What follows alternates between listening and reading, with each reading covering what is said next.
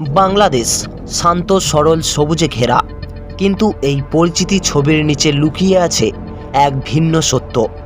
এমন কিছু জায়গা আছে যেখানে সময় থমকে যায়, প্রকৃতির সব নিয়ম গুলিয়ে যায়, আর বিজ্ঞান হার মানে অদৃশ্য কোনো শক্তির কাছে।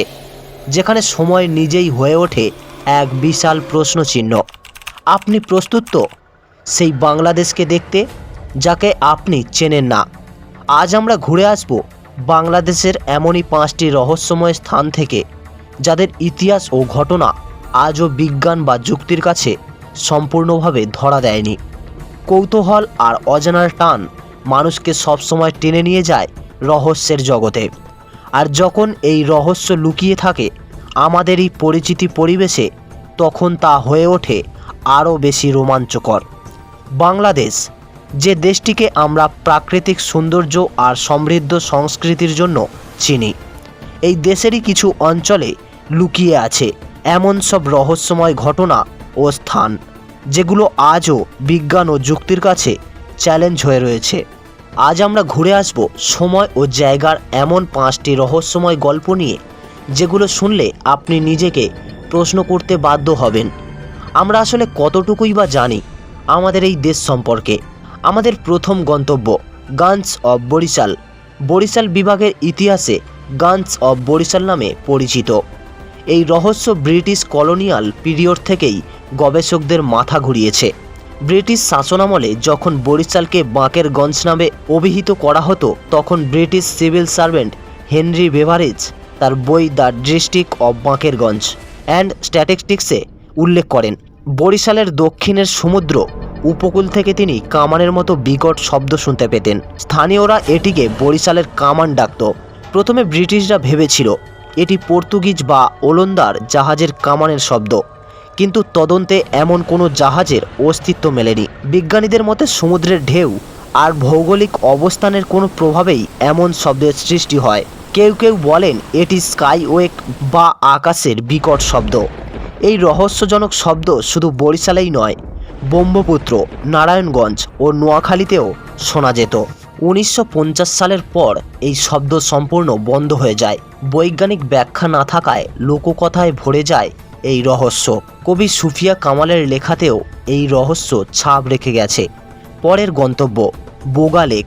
বান্দরবনের অপূর্ব সৌন্দর্যের মধ্যে অবস্থিত বোগা লেক, যাকে স্থানীয়রা বোগাকাইন হ্রদ নামে ডাকে।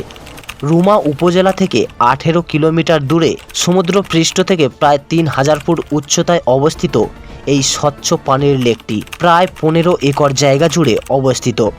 এই অঞ্চলের আদিবাসী সম্প্রদায়, বিশেষ করে বাউম ও খুমি, তাদের লোককথা অনুযায়ী 1000 বছর আগে এখানে একটা গ্রাম ছিল। একদিন গ্রামের লোকেরা একটা বিশাল সাপ মেরে ফেলে এবং তার মাংস খেয়ে ফেলে, যেটি ছিল এক ড্রাগন দেবতা, এবং তারই অভিশাপে এক ভয়ঙ্কর ভূমিকম্পে পুরো গ্রামটি নিচে তলিয়ে যায়, আর সেখানেই জন্ম নেয় আজকের বোগা লেক। এই লেকের বিশেষত্ব হলো এর কোনো স্থায়ী জলের উৎস নেই, তবুও লেকটি কখনো শুকায় না। প্রতি মাসে এপ্রিল মে মাসে লেকের স্বচ্ছ জল হঠাৎ ঘোলাটে হয়ে যায়। এই অদ্ভুত ঘটনা হাজারো ভ্রমণ প্রেমিকদের আকৃষ্ট করে আসছে। তবে ভূতত্ত্ববিদদের মতে মৃত আগ্নেয়গিরির ক্রিয়েটারে বৃষ্টির জল জমেই মূলত এই লেকের সৃষ্টি হয়েছে। লেকের জল রাসায়নিক গঠন ও মাটির প্রকৃতি এই তত্ত্বকে সমর্থন করে।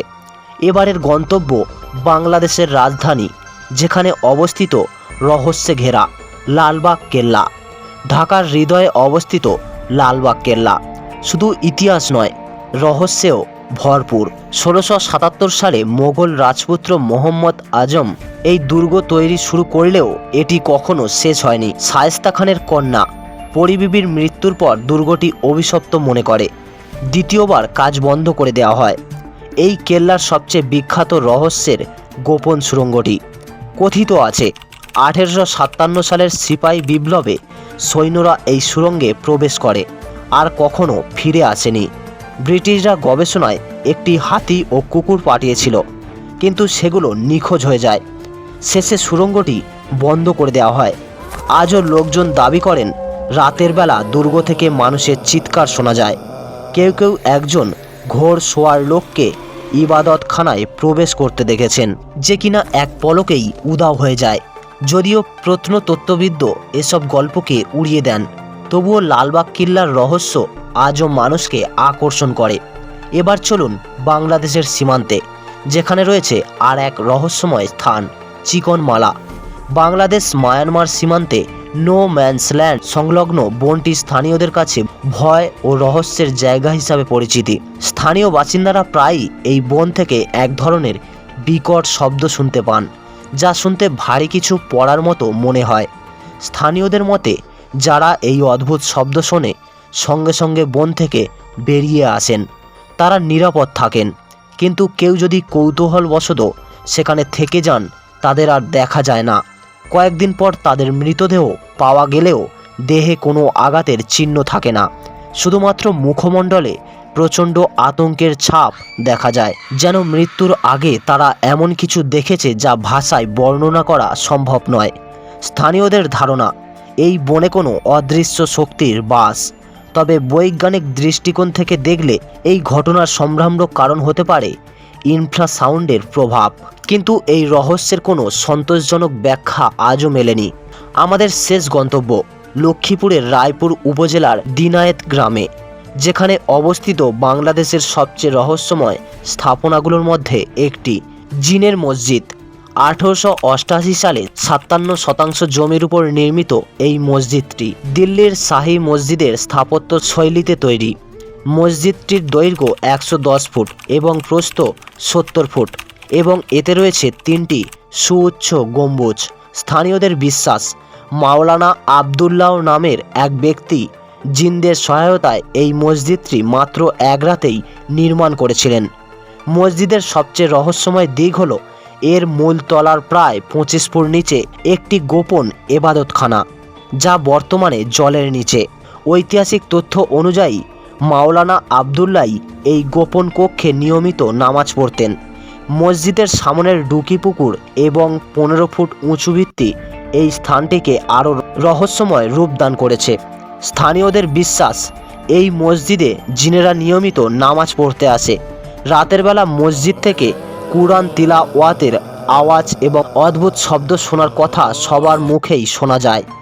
মসজিদে কোনো স্থায়ী ইমাম বা মুয়াজ্জিন না থাকার সত্ত্বেও এইসব অদ্ভুত ঘটনা স্থানীয়দের মধ্যে জনপ্রিয় করে তোলে।